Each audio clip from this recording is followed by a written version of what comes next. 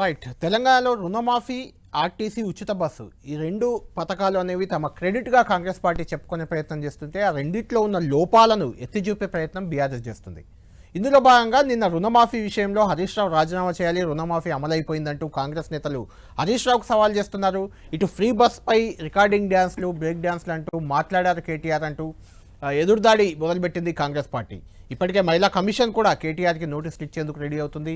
అటు సీతక్క లాంటి మహిళా నేతలు కూడా చాలా ఫైర్ అవుతున్నారు.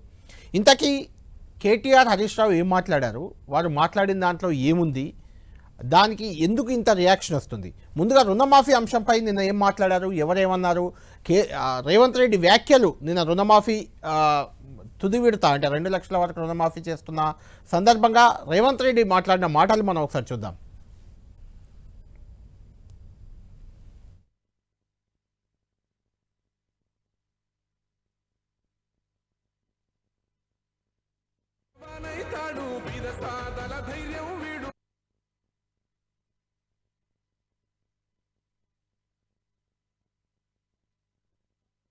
రెడ్డి రుణమాఫీ సందర్భంగా హరీష్ రావుని సవాల్ చేశారు.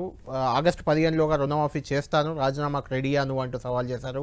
ఎవరైనా చర్చకు రండి దమ్ముంటే అంటూ కూడా సవాల్ చేసిన పరిస్థితి. ఉత్తమ్ కుమార్ రెడ్డి, బట్టి విక్రమార్క చర్చకు వస్తారు రుణమాఫీపై అని చెప్తున్నారు. అయితే గతంలో 40,000 కోట్లు అన్నారు, 31,000 కోట్లు తేల్చారు. ఇప్పుడు వాళ్ళు రుణమాఫీ చేసింది 17,000 కోట్లే అంటూ బీఆర్ఎస్ ఎదురుదాడి చేస్తుంది. ఇంతకీ రుణమాఫీ పూర్తిగా జరిగిందా, జరగలేదా, రుణమాఫీపై ఎవరి స్టాండ్ ఏంటి? ముందు మహేష్ కుమార్ గౌడ్ గారితో మాట్లాడదాం, ఆ తర్వాత కేటీఆర్ వ్యాఖ్యలపై చర్చిద్దాం. మహేష్ కుమార్ గౌడ్ గారు, రుణమాఫీ విషయంలో హరీష్ రావుని సవాల్ చేశారు రాజీనామా చేయాలని, రుణమాఫీ పూర్తయిందని. అయితే బీఆర్ఎస్ చెప్తుంది ఎక్కడా కూడా రుణమాఫీ పూర్తి కాలేదు, ₹1,00,000 లోపు వారికి కూడా చాలామందికి అందలేదు, ఇలాంటి వ్యాఖ్యలు చేస్తుంది. దీనికి మీరు ఏం చెప్తారు? రుణమాఫీ నిజంగా ఎన్ని వేల కోట్లు చేశారు, ఎన్ని లక్షల మందికి చేశారు అనేది కూడా ఒక చర్చ. ఎందుకంటే 31 లక్షల మందికి 26,000 కోట్లు ఏదో రుణమాఫీ గత ప్రభుత్వం చేస్తే, మీరు కేవలం 22 లక్షల మంది రైతులకే చేశారు, 17,000 కోట్లే చేశారు. అది ఒక విమర్శ మీపై బీఆర్ఎస్ చేస్తుంది. ఏది వాస్తవం, ఏదే వాస్తవం? రుణమాఫీ విషయంలో వీళ్ళు అనవసరం రద్దంతం చేస్తా ఉన్నారు. వాస్తవానికి 10 ఏళ్లలో కదా వాళ్ళు రుణమాఫీ 3 విడతలుగా ఇచ్చారు. రుణమాఫీ ఇచ్చే లోపల వడ్డీకి వడ్డీ రైతు యొక్క నడ్డి విరిగింది. ఇవాళ మేము ప్రభుత్వంలోకి వచ్చిన 6-7 నెలల లోపల మాకు కేసీఆర్ గారు పోతూ ఆర్థికంగా చిప్పచేతికి ఇచ్చిపోయినప్పటికీ కూడా దాన్ని సర్దుబాటు చేసుకొని 2 లక్షలు అంటే 15 ఆగస్టు లోపల 2 లక్షల రుణమాఫీ చేస్తామనే మాట నిలబెట్టుకున్న ఘనత కాంగ్రెస్ ప్రభుత్వాన్ని, ముఖ్యమంత్రి రేవంత్ రెడ్డి. ఇక ఇచ్చినారు కాబట్టి ఏదో ఒక కుంటి సాగు చూపించి తప్పించుకోవాలనే తపన హరీష్ రావు ఏమన్నాడు ఆ రోజు? ముఖ్యమంత్రి గారు వాగ్దానం ఇచ్చి 15 ఆగస్టు అప్పుడు రుణమాఫీ చేస్తామంటే వీళ్ళు ఎలా చేయరు కాబట్టి ఆయన ఒక ఛాలెంజ్ విసిరినాడు. మేము ఇవాళ రుణమాఫీ చేసినాము 15 లోపల. మరి ఇప్పుడు నిజంగా రాజకీయ లక్షణం నాయకుడు అయితే హరీష్ రావు రాజీనామా చేయాలి కదా. హరీష్ రావు బాహాటంగా ఛాలెంజ్ ఇచ్చినట్టు కదా, రుణమాఫీలు చేయలేరు, చేస్తే నేను రాజీనామా చేస్తాడు. మేము ఇక నిర్దిష్టంగా రుణమాఫీ 15 ఆగస్టు అప్పుడు చేసినాము. మహేష్ గారు, వాళ్ళు మీరు చేయలేదని అంటున్నారు. ఎవరన్నారు చేయలేదని? ఎన్ని లక్షల మందికి చేశారు, ఎన్ని వేల కోట్లు చేశారు అనే ఫిగర్ చెప్పారు. అవన్నీ తప్పుడు లెక్కలు చెప్తా ఉన్నారు. 95% రైతులకి 2 లక్షల వరకు రుణమాఫీ జరిగింది. ఇది లెక్కలతో ఇవ్వగలుగుతాము. అందుకే ముఖ్యమంత్రి ఛాలెంజ్ చేసిన రండి, మీరు చర్చకు రండి, చర్చలో మొత్తం చూపిస్తామనే మాట. ఇలా రైతులు సంతోషంగా ఉన్నారు. మీకు మాకు తెలుసు లెక్కల ప్రకారం రుణమాఫీ జరిగింది. మీరు 10 ఏళ్లలో చేయలేని పని మేము 9 మాసాల్లో చేసి చూపించినాము. రైతులకు కడుపు నిండా ఆనందం ఉన్నది. ఇవాళ మీరు అనవసరంగా ఛాలెంజ్ చేసి ఇరికిపోయినారు కాబట్టి అయితే మీరు రాజీనామా చేయాలి, లేదు క్షమాపణ చెప్పాలి. నేను ఏదో అనవసరంగా ఛాలెంజ్ చేసినాను కాబట్టి ఇప్పుడు నన్ను క్షమించండి అని. లేదు, నిజంగా రాజకీయ లక్షణం ఉంటే రాజీనామా చేయాలి. రెండింటికోసం నిలబడాలి కదా. అదేమి చేయకుండా తప్పుడు లెక్కలు చూపించి ప్రజల్ని మభ్యపెట్టే ప్రయత్నం చేస్తా ఉన్నారు. ఇంకోటి మీరు అన్నది బస్సు విషయంలో మళ్ళీ మాట్లాడదాం. ఒక్క నిమిషం కేటీఆర్ గారు రియాక్ట్ అవుతున్నారు తెలంగాణ భవన్ లో రుణమాఫీ పైన, బస్ పైన. ఒకసారి చూద్దాం, ఆయన ప్రెస్ మీట్ మాట్లాడుతున్నారు, అది విన్నాక డిబేట్లోకి వెళ్దాం. రైట్. మహేష్ కుమార్ గౌడ్ మీరే చెప్పాలి.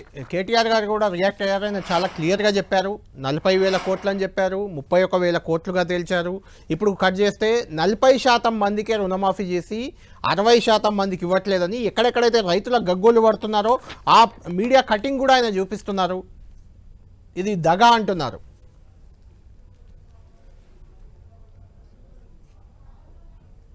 మహేష్ గారు మీరు మ్యూట్లో ఉన్నట్టుంది, ఒకసారి ఆడియో చూడండి. నేను చెప్పేది ఏంటంటే 95% రైతులకి రుణమాఫీ 2 లక్షల చొప్పున జరిగింది. కేటీఆర్ గారు పచ్చి అబద్ధాలు ఆడుతా ఉన్నారు. ప్రభుత్వంలో ఉన్నాం మేము, ఇవ్వలేకుండా రేపు ఇస్తామని చెప్తాం. ఇవ్వలేని పరిస్థితి ఉంటే కేసీఆర్ లాగానో కేటీఆర్ లాగానో అబద్ధాలు ఆడడం. మేము ఉద్యోగాలు ఇస్తామని, డబుల్ బెడ్రూమ్ ఇళ్ళు కడతామని దొంగ మాటలు చెప్పి అధికారం రాలే. మేము అధికారంకి వచ్చే ముందు, ఎన్నికల ముందు ఇచ్చినటువంటి ప్రతి వాగ్దానంలో ఉన్న ప్రతి అంశాన్ని పూరిస్తా ఉన్నాం.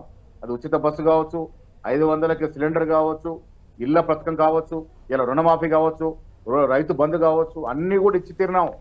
ఆర్థికంగా చాలా బలైన పరిస్థితిలో ఉండి మాకు కేసీఆర్ గారు చిప్ప చేతికి ఇచ్చి పోతే కూడా వనరులు సర్దుకొని ఒక్కొక్కటిగా ప్రజలకు ఇచ్చిన వాగ్దానాలను పూరిస్తా ఉన్నాం. కేటీఆర్ గారు ఇవాళ అబద్ధాలు ఆడుతూ ప్రజల్ని మభ్యపెట్టి ప్రజల్ని తికమగా చేసే ప్రయత్నం చేస్తా ఉన్నాడు. ఇది ప్రజలు నమ్మకూడదన్న మాట కూడా చెప్తా ఉన్నాను. ఎందుకంటే రైతు రుణమాఫీ మేము ఇచ్చినటువంటి వాగ్దానంలో ఉన్నట్టు అంశం, అది ఒక్కొక్కటిగా పూరిస్తా ఉన్నాం. అబద్ధాలు ఆడాల్సిన అవసరము, దొంగ లెక్కలు చెప్పాల్సిన అవసరము, ప్రజల్ని మభ్యపెట్టాల్సిన అవసరం మాకు లేదు. 5 ఏళ్ళు అధికారం ఉండేది ఉంది. రవీంద్రరావు గారు 95% రుణమాఫీ చేశామని కాంగ్రెస్ చెప్తుంటే మీరు కేవలం 40% అంటున్నారు. మీలా అబద్ధాలు మాట్లాడాల్సిన అవసరం మాకు లేదు అనేది మహేష్ కుమార్ గౌడ్ గారు చెప్తామాట.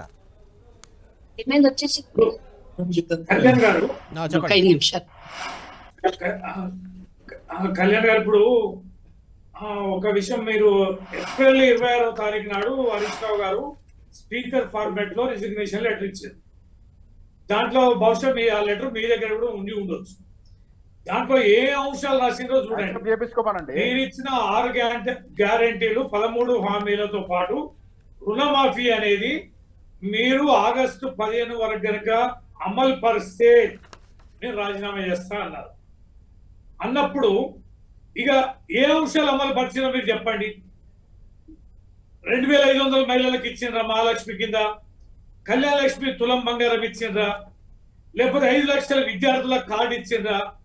రైతు భరోసా ఇచ్చిండ్రా? వ్యవసాయ కార్మికులకు 12,000 ఇచ్చిండ్రా? ఆ తర్వాత పోతే బోనస్ 500 రూపాయలు ఇచ్చిండ్రా? మీరు ఈ రకంగా చూసుకుంటూ పోతే ఏది కూడా 6 గ్యారెంటీ బస్సు తప్ప 6 గ్యారెంటీలో 13 హామీలో 12 హామీలు మీరు అమలు పరచలే.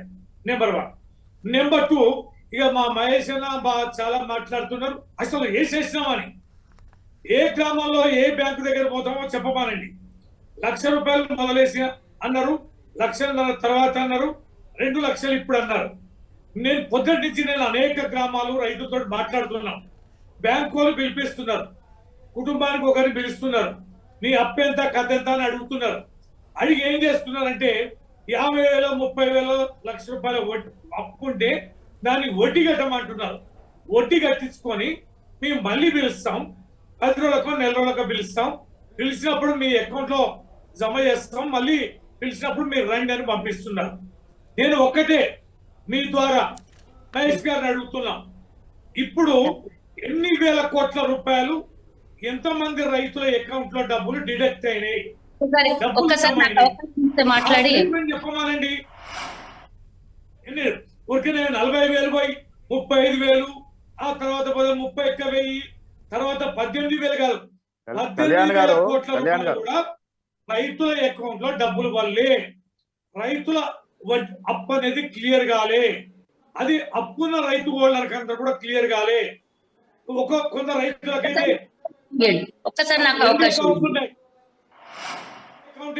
ఒకే అకౌంటే, అది కూడా కుటుంబ సభ్యుల ఒక్కరే, అది కూడా ఉద్యోగస్తులు కాకుంటుంటే అనేకమైనటువంటి కండిషన్స్ అప్లై చేస్తూ వడ్డీలు కట్టించుకుంటున్నాడు తప్ప అకౌంట్ లో వేసిన దాఖలా అనేది లేదు. ఇంత ఘోరంగా, ఇంత దుర్మార్గంగా తప్పుదోవ పట్టించే కార్యక్రమం మీరు చేయడం అనేది ఏంటి? ఒక్కటి చెప్పండి, ఎన్ని వేల కోట్ల రూపాయలు మీ అకౌంట్ లో నుంచి డిడక్ట్ అయినాయి? ఎన్ని వేల కోట్ల రూపాయలు ఎంతమంది రైతుల అకౌంట్ లో మీరు జమ చేశారో చెప్పండి, బ్యాంకులకు ఎంత రెమిట్ చేశారో చెప్పండి. ఇవన్నీ ఉత్తమ వచ్చేట్లు తప్పుడు మాటలు రైట్ కేవలం ఏంటంటే నోరు కళ్యాణ్ గారు, రైట్ కళ్యాణ్ మహేష్ గారు చెప్పండి. నేనేమంటున్నా ఒక్క నిమిషం రవీంద్రరావు గారు మళ్ళీ వస్తారు మీ దగ్గర. ఒక్క నిమిషం కళ్యాణ్ గారు, నేను అన్న మాట కట్టుబడి ఉన్నాను. కళ్యాణ్ గారు, మహేష్ గారు ఒక్క నిమిషం. మీ ద్వారా నేను మనవి ఏంటంటే, నేను అన్న మాట కట్టుబడి ఉన్నాను. అసలు పని బ్యాంకు చేస్తున్నా నుంచి డబ్బులు పోతా ఉన్నాయి. ఒకటి రెండు టైం పడితే గెస్ట్లను ఎట్లా తీసుకుంటారా? మీరు మళ్ళీ దయచేసి మండే రోజు డిబేట్ పెట్టండి. మండే రోజు వరకు ఏ బ్యాంకులో ఎంత జమ అయింది, ఎంతమంది రైతులకి ఎంత ముట్టింది డీటెయిల్స్ తో సహా చెప్తాను. ఎందుకంటే బ్యాంకుల ఇప్పుడు గవర్నమెంట్ పరంగా డబ్బులు ఇవ్వడం జరిగింది. బ్యాంకులు హాలిడే ఉన్నవాడు ఒకటి కానీ రైతులకు మాత్రం రుణమాఫీ జరిగి తీరుతాము.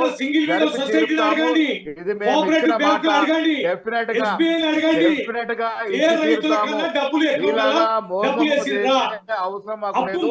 మోసము చెయ్యము. రైతు రుణమాఫీ స్పష్టంగా పరిపూర్ణంగా చేసి తీరుతాము. ఇచ్చిన మాట 100% నిలబెట్టుకుంటాము. రెండు రోజులు కావచ్చు, కానీ రైతుల యొక్క రుణమాఫీ మాత్రం సంపూర్ణంగా చేసి తీరుతాం. దాంట్లో అనుమానం లేదు. ఒక్క నిమిషం మీరు ఆగాలి. రాణి గారు చెప్పండి. అంటే మీరు విన్నారు కదా, కాంగ్రెస్ బీఆర్ఎస్ వెర్షన్ విన్నారు. రుణమాఫీపై మీకు ఎలాంటి ఫీడ్బ్యాక్ ఉంది? రుణమాఫీ ఆగస్టు 15 నాటికి మొత్తం చేస్తామని కాంగ్రెస్ ప్రభుత్వం చెప్పింది. రేవంత్ రెడ్డి హామీ ఇచ్చారు. ఆ రకంగా నిన్నటికి తెలంగాణలో రైతులంతా రుణ విముక్తులు అయ్యారా?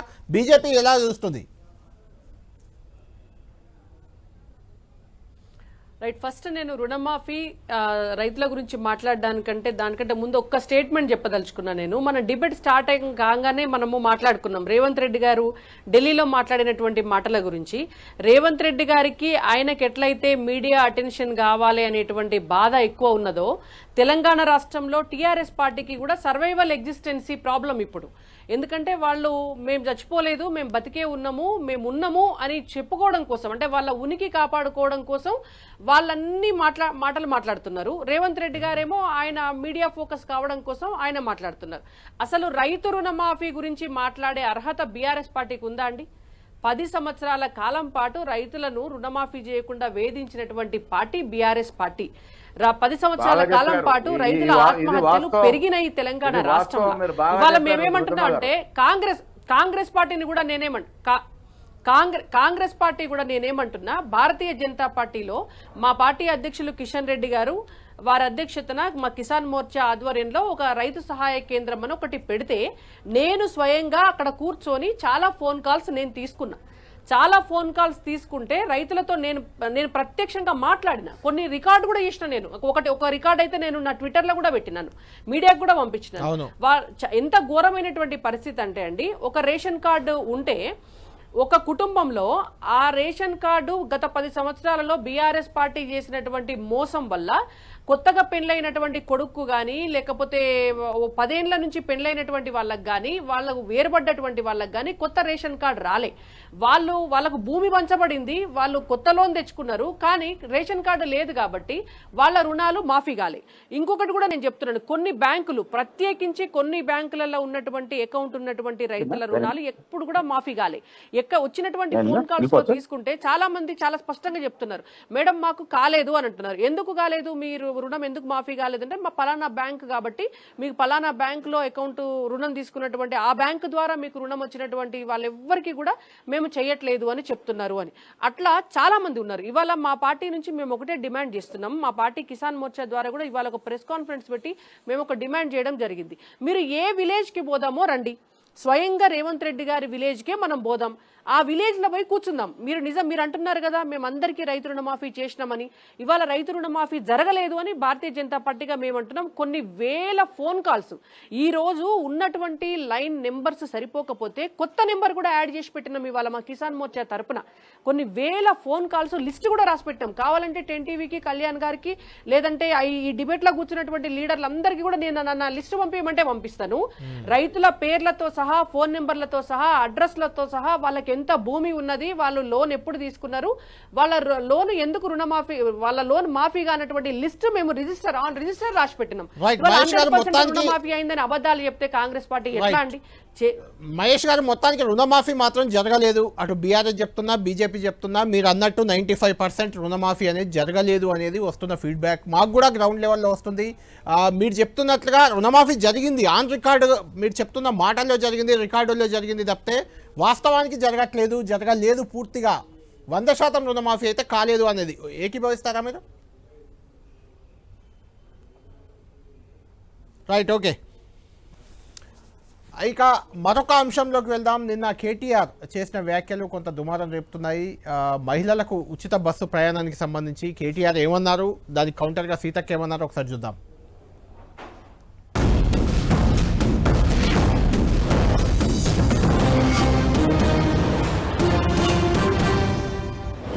నేను మా సీతక్క చెప్తాను, అవు బస్సులు అల్లం వెళ్ళిపోయారు తప్పని మేము ఎక్కడన్నాం అక్క, మేము అనలే. కాబట్టి దానికోసమే బస్సు పెట్టిరని మాకు తెలియక మేము మామూలుగా నడిపినాం ఇన్ని రోజులు, మాకేదో తెలియకపాయ పాపం. మీరు అప్పుడే చెప్తే బాగుండు. బస్సుల కుట్లు అల్లికెళ్ళితే తప్పని మేమెందుకంటాం అక్క? ఎక్కువ పెట్టు బస్సులు, తన్నుకుంటాను మంచిగా లేదు, పెట్టు మనిషికో బస్సు పెట్టు, మేమెందుకు అంటాం? మనిషికో బస్సు పెట్టు, మంచిగా అంత కుటుంబం పోయి మంచిగా కుట్లు అల్లికలు అవసరమైతే బ్రేక్ డ్యాన్సులు రికార్డింగ్ ఏం చేస్తారో చేయరు, మేమెందుకు అంటాం? ఏమంటారు చేయండి. కానీ ఇట్లా ఈ రకంగా బస్సులలో కొట్టుకునే పరిస్థితి ఎప్పుడైనా ఉండేనా? కేసీఆర్ ఉన్నప్పుడు సీట్ల కోసం కొట్టుకున్నాడు, సిగలు పట్టుకున్నాడు, గుద్దుకున్నాడు, ఎన్నెన్ని చూస్తున్నాం కొత్తవి. బస్సు అన్నారు, ఇవాళ బస్సు పరిస్థితి ఎట్లుందో మీరే చూస్తున్నారు. నీకు ఆడవాళ్ళంటే ఇవాళ ఒక గౌరవం లేదు. మేము ఇచ్చే అటువంటి పథకాల మీద ఒక కక్కుర్తితోటి ఆడవాళ్ళని అత్యంత కించపరిచే విధంగా బ్రేక్ డాన్సర్లుగా కుటుంబాలు వచ్చి బ్రేక్ డాన్సులు చేసుకోండి అంటే మీ బుర్రంతా కూడా గత 10 సంవత్సరాలు మరి హైదరాబాదులలో క్లబ్బులు, పబ్బులు, బ్రేక్ డాన్సులు ఇలాంటి ఎంకరేజ్ చేసిన చరిత్ర మీది. కానీ నేను మహిళల్ని గౌరవించే వ్యక్తులుగా నేను గాని, కాంగ్రెస్ పార్టీ గాని, మా సీఎం గారు గాని మహిళలకు ఏ అవకాశం ఇచ్చినా వాళ్ళు ఆర్థికంగా ఎదగాలని, వాళ్ళు శ్రమ కోరుకునే వాళ్ళు, శ్రమ చేసే శ్రమజీవులు ఆడవాళ్ళు కాబట్టి వాళ్ళకున్న టైం తక్కువలో వాళ్ళకుండేటువంటి టైంలో రైట్, రవీంద్రరావు గారు మొత్తానికి అటు రుణమాఫీలో హరీష్ని, ఇటు ఫ్రీ బస్ విషయంలో కేటీఆర్ని ఇద్దరిని కార్నర్ చేస్తున్నట్టు కనిపిస్తుంది కాంగ్రెస్ పార్టీ. ఈ కేటీఆర్ వ్యాఖ్యలను మీరు ఎలా చూస్తారు? కాంగ్రెస్ తప్పుపడుతుంది, మహిళా కమిషన్ కూడా నోటీసులు ఇచ్చేందుకు రెడీ అవుతుంది, ఆయన కూడా అది తప్పే ఫ్లోలో వచ్చింది అని కేటీఆర్ గారు కూడా రియాక్ట్ అయ్యారు.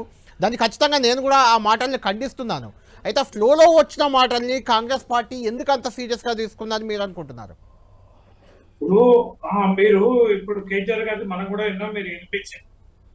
దాంట్లో వారి బేసిక్ ఇంటెన్షన్ ఏంటంటే మహిళలు అగౌరవంగా ఇబ్బందికరంగా వాళ్ళు ప్రయాణం చేస్తున్నారు, బస్సు తక్కువ ఉన్నాయి, బాగా గొడవలు అవుతున్నాయి, ఎక్కడి నుంచి చూసినా కూడా వార్తలు ప్రతి బస్సులో చాలా బీభత్సంగా మహిళలు గౌరవాన్ని కోల్పోయే పద్ధతిలో ప్రయాణం చేస్తున్నారు, బస్సుల సంఖ్యను పెంచండి అని అంటూనే లేని బస్సులు కంఫర్టబుల్ గా ఉంటారంటూ ఆ వ్యాఖ్య దానికి తప్పు మాట జారినము, ఇది అపార్థానికి అవకాశం వస్తుందని వెంటనే వారు సరి చేసుకొని దాన్ని ఎక్స్క్యూజ్ చేయమని కూడా ట్విట్టర్ ద్వారా చెప్పారు. అది అయిపోయింది. అయినా లాగడ ఉద్దేశం ఏంటంటే కేటీఆర్ గారు, కేసీఆర్ గారు, హరీష్ రావు గారి లక్ష్యం.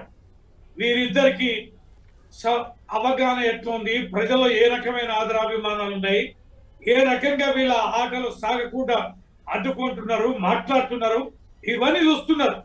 అందుకనే వారి నైతికత మీద, వారి చర్యల మీద, వారి అవకాశాల మీద, వారి మాటల మీద ప్రతిదాన్ని ఘోరంతలుగా చేసి చూపించి కట్టడి చేయడమే, వారిని కంట్రోల్ చేయడమే, అవమానపరచడమే, వివరణలు ఇవ్వడానికి ప్రయత్నం చేయడం.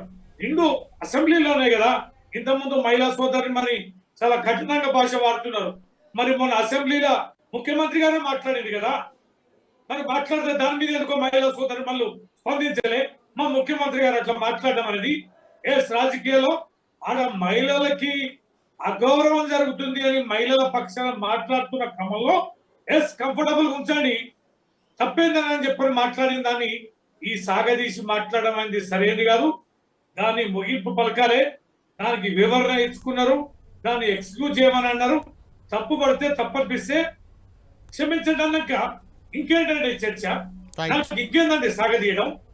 ప్రజలకు సంబంధించి చేయాల్సిన పనులు వదిలిపెట్టి దేశాలు తిరుగుకుంటా, ఢిల్లీలో తిరుగుకుంటా, మోకరిల్లుకుంటా, పోయి అక్కడ పడిగాపులు కాసుకుంటా, పరిపాలన వదిలేసి ఎన్నో శాఖల దగ్గర పెట్టుకొని శాఖలు రివ్యూ చేయకుండా, బడ్జెట్ ఎలకేట్ చేయకుండా, విద్యార్థులకు రియంబర్స్మెంట్లు ఇవ్వకుండా, ఫీజులు వాటికి సంబంధించి చేయకుండా, ఆరోగ్యశ్రీ బిల్లులు కట్టక మొత్తం హాస్పిటల్ స్ట్రైక్ చేస్తున్నాయి. పేషెంట్లు అందరూ కూడా ఎవరిని చూడమని చెప్పని మొత్తం ఆరోగ్యశ్రీ అనుమతి ఉన్న హాస్పిటల్ అందరూ కూడా చేతులు ఎత్తేసి ఇక మేము పేషెంట్లను చూడమని, వైద్య విద్య భ్రష్టు పట్టిపోతుంటే, హాస్టళ్లలో పిల్లలందరూ కూడా ఆగమైపోతుంటే, విపరీతమైన రాష్ట్ర వ్యాప్తంగా జ్వరాలతోటి ప్రైవేట్ హాస్పిటల్ కిటకిటలాడి లక్షలాది రూపాయలు ఇవాళ హాస్పిటల్కి ప్రజలు డబ్బులు పెట్టి క్యూలు కట్టి హాస్పిటల్లో జనం చేస్తుంటే, మీరు వైద్యాన్ని వదిలేసి, విద్యను వదిలేసి, ఇవన్నీ అభివృద్ధిని వదిలేసి, రివ్యూలు వదిలేసుకొని అన్ని పోరంబోక మాటలు మాట్లాడుకుంటా, దిగజాడు మాట్లాడుకుంటా, ఎలా అనిపిస్తుంది అమెరికా కూడా పోయి చిల్లర మాటలు మాట్లాడి చిల్లరగా రాష్ట్రాన్ని దిగజార్చే నువ్వు ముఖ్యమంత్రివా? ఒకటి అర్థమైంది. రాణి గారు అంటే ఏమడుగుతున్నా అంటే రాణి గారు ఇక్కడ 2 పాయింట్లు. చిల్లర మాటలు తగ్గించు, ఒక్క నిమిషం. భాష తగ్గించు. రైట్ రాణి గారు, ఇక్కడ కేటీఆర్ గారు మాట్లాడింది మనం ఇప్పుడే విన్నాం. అయితే ఉచిత బస్సులు దుర్వినియోగం అవుతుంది, ఉచిత బస్సులో సరిపోయేంత అవకాశాలు లేవు, మహిళలు కొట్లాడుకుంటున్నారు, రకరకాల వీడియోలను ప్రస్తావిస్తూ సీతక్క కౌంటర్గా వ్యంగ్యంగా అన్న మాటగా చూడాలా దాన్ని, లేదంటే నిజంగానే మహిళలు అంటే చులకన భావం ఉందా, మళ్ళీ మహిళలను కించపరచాలనే ఉద్దేశంగా బీజేపీ చూస్తుందా? లేదు, ఆయన మాట దొర్లింది, క్షమాపణ చెప్పారు, అయినా కూడా ఆయన దిష్టి బొమ్మలు దగ్ధం చేయడం, ఇది రాజకీయంలో భాగంగా చూస్తుందా బీజేపీ? దీన్ని ఎలా చూస్తుంది? ఇప్పుడు బాధ్యతాయుతమైనటువంటి స్థానాల్లో ఉన్నటువంటి వాళ్ళు, మంత్రులుగా వ్యవహరించినటువంటి వాళ్ళు, షాడో సీఎంలుగా వ్యవహరించినటువంటి వాళ్ళు ఇవాళ ఉనికిని కోల్పోయి మళ్ళా తమ ఉనికిని స్థిరం చేసుకోవాలి ప్రజల్లో అనుకునేటువంటి వాళ్ళు మాట్లాడుతూ వ్యంగ్యంగా మాట్లాడినము ఇటువంటివి అని చెప్తే అది చాలా పొరపాటండి. వాళ్ళ మనసులో లేనిది ఆ వ్యంగ్యం రాదు. అంటే ఏమైపోయింది అని అంటే మహిళలను అంటే ఏమైతుంది మేము అనొచ్చు అనేటువంటి ఒక అధికార ఏమంటారు దాన్ని గ్రాంటెడ్ గా తీసుకుంటామంటారు చూసిండ్రా, అట్లాంటి తత్వం ఇవాళ కేటీఆర్ గారు మాట్లాడినటువంటి ఈ మాటలు అంటే రికార్డింగ్ డాన్సులు చేసుకున్నా పర్వాలేదు, బ్రేక్ డాన్సులు చేసుకున్నా పర్వాలేదు అంటే ఏం మాట అండి? మీరు విమర్శిస్తే మేము వద్దనం. మీకు ఉచిత బస్సు పట్ల మీకు కనుక దాన్ని ఆమోదించేటటువంటి ఉద్దేశం మీ పార్టీకి మీకు లేకపోతే దాన్ని ఇంకొక రకంగా మాట్లాడండి. ఉచిత బస్సు ఇవ్వటం వల్ల ప్రభుత్వానికి నష్టమా, ప్రజలకు నష్టమా, మహిళలకు నష్టమా, లేకపోతే దానివల్ల ఆర్టీసీకి నష్టమా, దాని గురించి మాట్లాడాలి మీరు ప్రతిపక్ష నాయకుడిగా. కానీ ఇవాళ మహిళలను ప్రత్యేకించి ఇప్పుడు ఒక ప్రభుత్వం ఒక అవకాశం ఇచ్చింది, ఒక అవకాశం ఇస్తే ఆ బస్సులలో మహిళలు పోతున్నారు, పోయినంత మాత్రాన మీరు పోయి బ్రేక్ డాన్స్లను వేసుకోండి, రికార్డింగ్ డాన్స్లను వేసుకోండి అని మొత్తం మీరు మహిళలందరినీ కించపరిచేలాగా మాట్లాడడం అనేటువంటిది చాలా పొరపాటు. నేను ఇంకొక విషయం కూడా చెప్పదలుచుకున్నాను కేటీఆర్ గారికి, అంటే ఎంత ఆధిపత్యమైనటువంటి భావజాలం అంటే ఎవరు పోతారండి ఆర్టీసీ బస్సులల్లా? నిజంగా చెప్పాలంటే మధ్యతరగతి, దిగువ మధ్యతరగతి, పేద, బడుగు బలహీన వర్గాల మహిళలు పోతారు. ఇవాళ నిజంగానే వాళ్ళకి ఏదన్నా సమయం ఉండి ఆ సమయం కనుక వాళ్ళకి అనుకూలించకపోతే ఏదైనా పని ఉంటే చేసుకున్నారు కావచ్చు. అయినంత మాత్రాన మీరు అంత కించపరిచి మీరు డాన్సులు వేసుకున్నా మాకు పర్వాలేదు అని మాట్లాడితే ఇవాళ అందరు కలిసి కేటీఆర్ గారిని కూడా డిస్కో డాన్స్ చేపిస్తారు. మరి ఇట్లాంటి మాటలు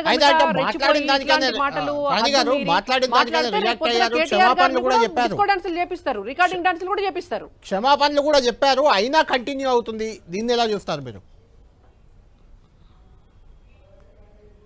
ఇవాళ ఒక్క క్షమాపణ చెప్పంగానే అయిపోయేటటువంటి తత్వము ఉంటే నిజంగానే ఎన్నడూ చేయలేనటువంటి వాళ్ళైతే నిజంగా కూడా సరే ఓకే ఏదో మాట దొర్లింది కావచ్చు అని అనుకుంటాం. కానీ మీరు బీఆర్ఎస్ హిస్టరీ తీయండి.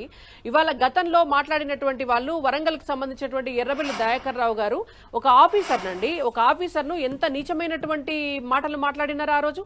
అదే బీఆర్ఎస్ పార్టీకి సంబంధించినటువంటి ఇంకొక ఎమ్మెల్యే కలెక్టర్ చెయ్యి ఎట్లా పట్టుకున్నారండి.